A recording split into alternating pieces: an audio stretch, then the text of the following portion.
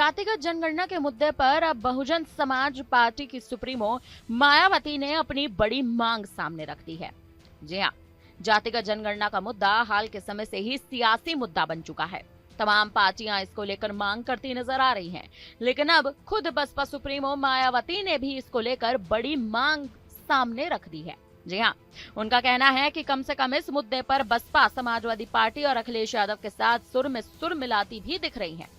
बसपा के संस्थापक काशीराम की जयंती अवसर पर मायावती ने पार्टी कार्यकर्ताओं को संदेश देते हुए देश में जातिगत जनगणना की जरूरत बताई थी। उन्होंने कहा था कि देश में इस समय बहुजन समाज की आबादी 80% से अधिक है।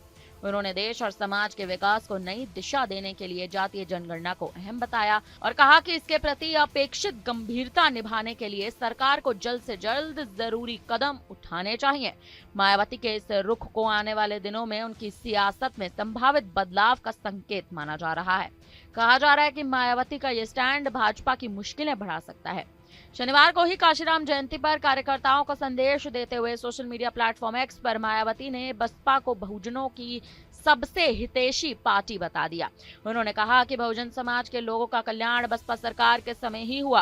पार्टी संस्थापक काशीराम की बात को दोहराते हुए मायावती कहती नजर आई कि समाज के लोगों को अपने वोटों की ताकत को समझना होगा। अपने उद्धार के लिए सत्ता की चाबी अपने हाथ लेनी होगी।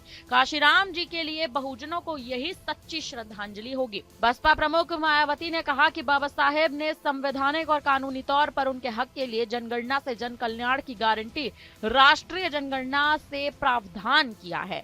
जनगणना नहीं कराने पर चिंता जताई है। बसपा सुप्रीमो मायावती ने देश में धर्म, क्षेत्र, जाति और संप्रदाय को लेकर तेजी से पनप रहे विवादों पर भी चिंता जताई।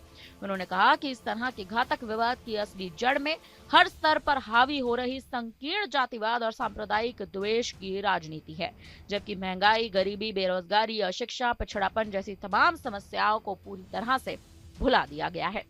फिलहाल हम जातिगत जनगणना के मुद्दे को लेकर कहीं ना कहीं मायावती और अखिलेश यादव एक साथ आते नजर आ रहे हैं। फिलहाल इस पर अब आप क्या कहेंगे? आप हमें अपनी राय कमेंट करके जरूर दें।